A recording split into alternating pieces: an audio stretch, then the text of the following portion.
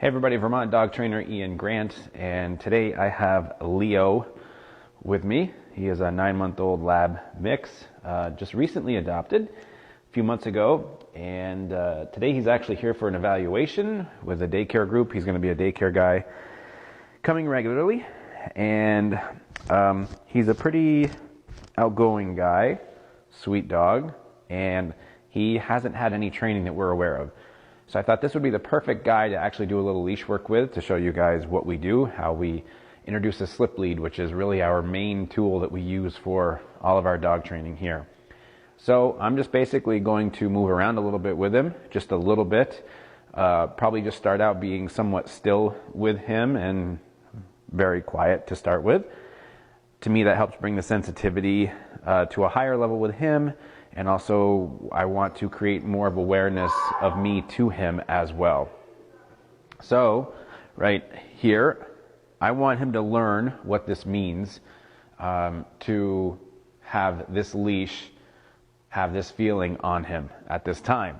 So, if he continues to sit here and has and puts all this pressure on himself, I'm just going to step this way, just to create a little bit more of an awareness of me. So you can see he kind of turned back. Now, through that blue door is our daycare room. So we have a little bit of a distraction added into this right now.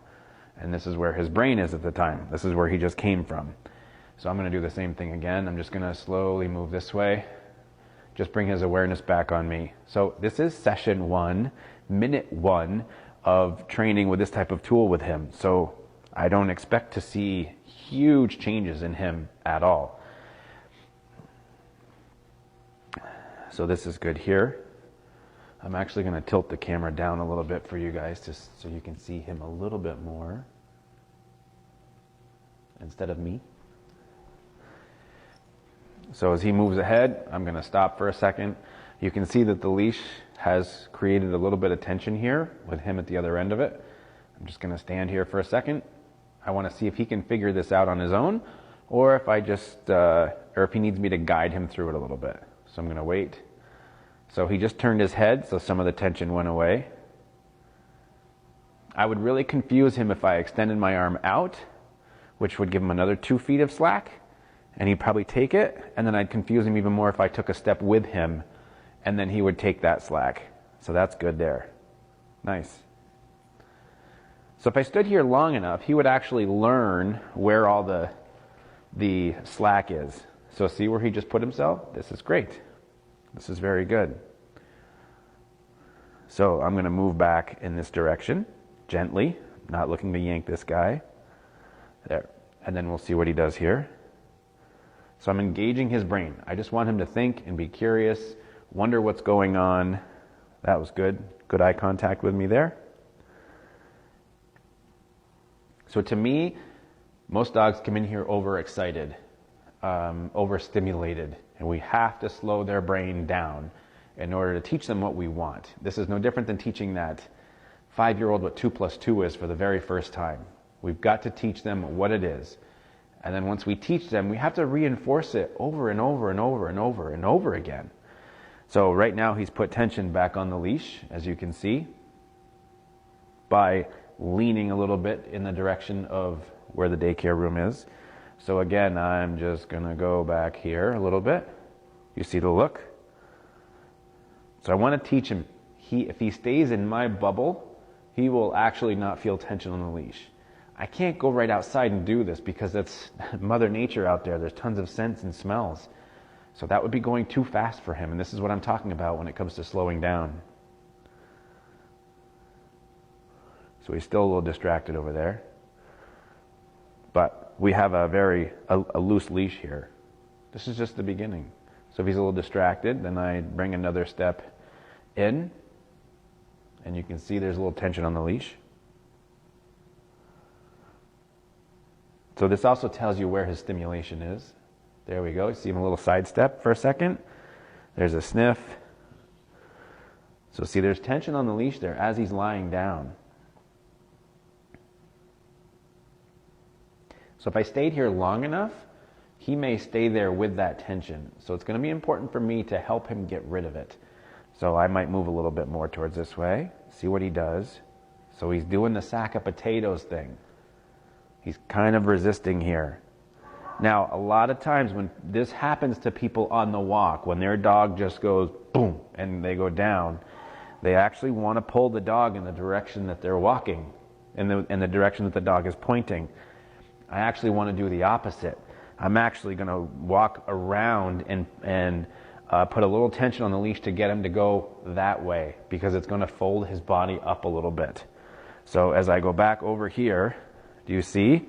Much easier than trying to pull him in the direction that he's facing. So now I have a dog back up on its feet. I didn't have to create any conflict at all. I didn't have to create any like give and pull and pull back and that whole mess at all. We didn't. So again, so we have our distraction at the door. So right now he feels more tension again. Want to see what he does. See, he's starting to turn back and look in this direction, which is good. The other thing I'm doing with him is I'm being consistent. So watch. If he doesn't come out of this, then there's my step. Helps him get rid of a little bit of this. So then I can create a repetition of this, that I want him to be a little bit more focused on me.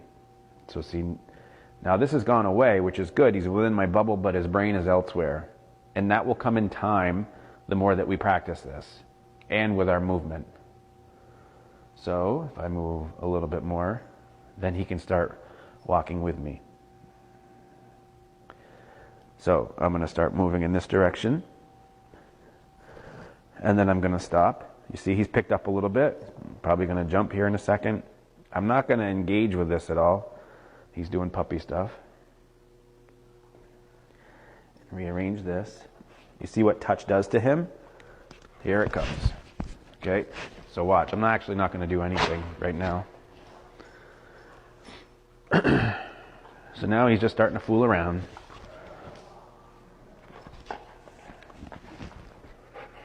And he doesn't mean any harm by this, and this doesn't hurt when he jumps. So I'm just going to hang here and just kind of disengage for a second.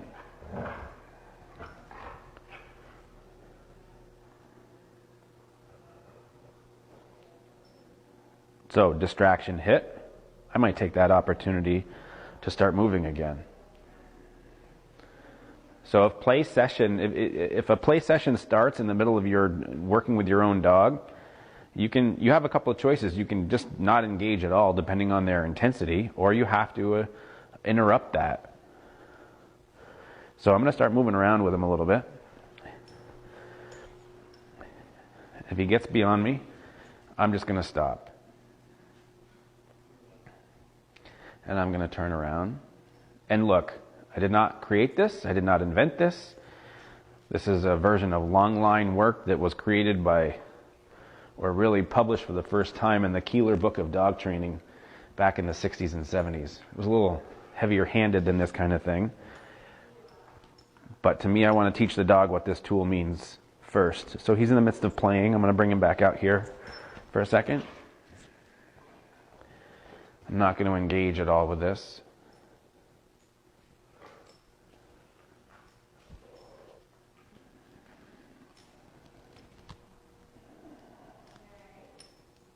Just want to make sure he doesn't have it caught in his head.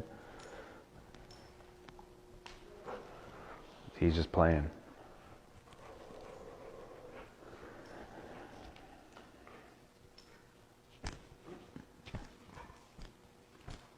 And this is puppy stuff. So look, as soon as he starts doing this, I'm not going to engage. Look, dog training isn't always just your sits, your stays, your heels. You're going to go through stuff like this where the dog is wanting to play and wanting to do its thing. And now we're caught up with the paw. And again, this is session 1. You're going to run into all this stuff. Especially if it's a dog that you may have a relationship with your own dog. So I'm going to engage in his brain here and get him moving. And he's never felt this before, so nobody's ever told him about this.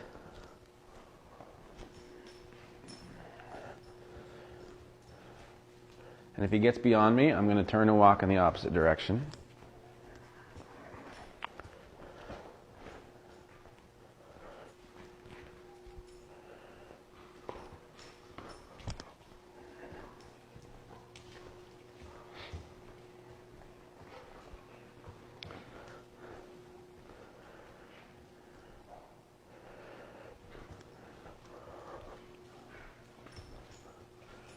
And I'm going to keep walking. And I know probably some of you are going, Ian, why don't you fix that? You know, right now I don't have any interest. And this is the vibe I'm feeling for this dog, this moment, right now. That's all I can tell you. All I can tell you. Plus, he's wasting a lot of energy, valuable energy.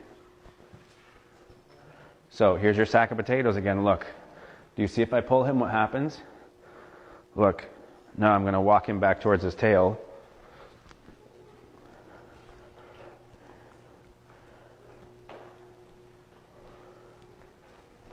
And keep walking, so he just let go of it. I'm going to turn in the opposite direction. Remember, he's never felt this before. His way of trying to figure this out, excuse me, could be, I need to grab a hold of this, and this could be a toy. So as we keep moving back and forth now, and I've been very fair and very consistent with him, that I want him to walk next to me. And I'm going to turn around again. So we got a little bit behind me, or beyond me, but I want him to start paying attention. So in that moment, in that minute there, we actually had a good little rapport going back and forth.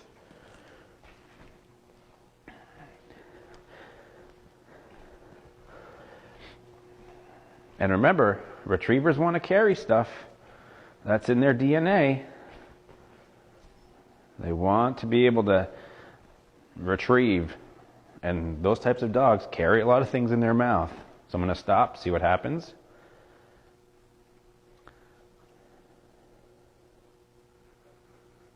Wait, that's nice. He just checked in with me there for a second.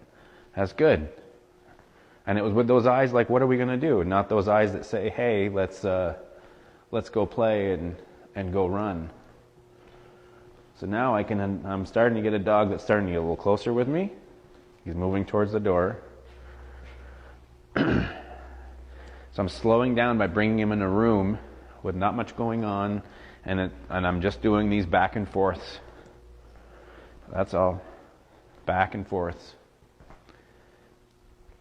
So this guy's an excitable guy, so I have to be very careful with my affection.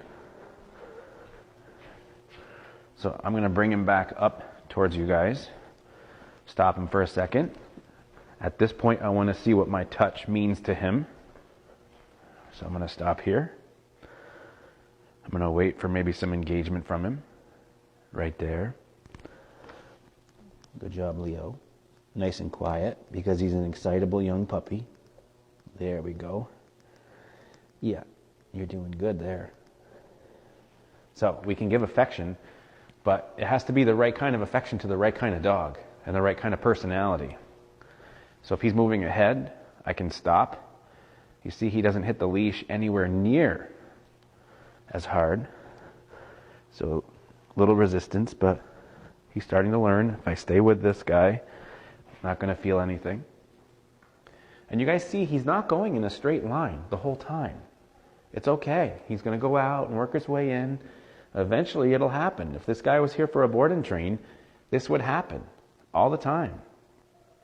So you guys can't see this. He just came over and lied down. So I'm actually going to call him to me. Leo, come on. So we can start moving again.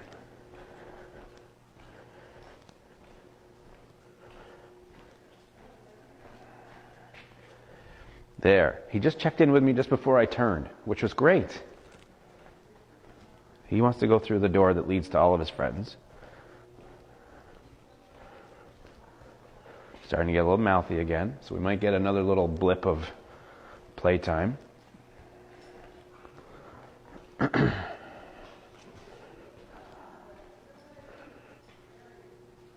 So a little bit, he grabbed a hold of it. I didn't get engaged at all. Checking out the blue door again. So now he's done that twice. So twice isn't a pattern. 3 times is a pattern. Remember that as a kid in school when you're learning patterns about numbers? Right? If you see the numbers 1 and 3, you don't know where it's going. If you see 1, 3, 5, all right, now we see where it's going. 1, 3, 5, 7, 9. So let's see what he does this time with the door. See? Little interest and resistance. So I'm just going to keep steady tension on the leash. see what he does.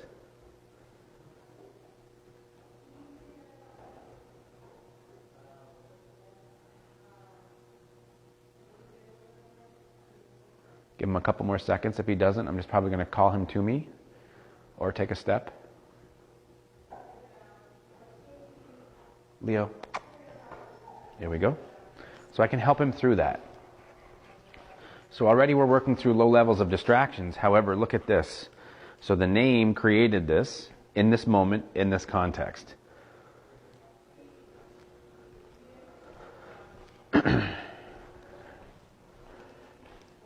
So back and forth. This is all we would do until he can get this down. And then the more we do this, the more we try to get the brain really involved with everything. So right there, just a little bit.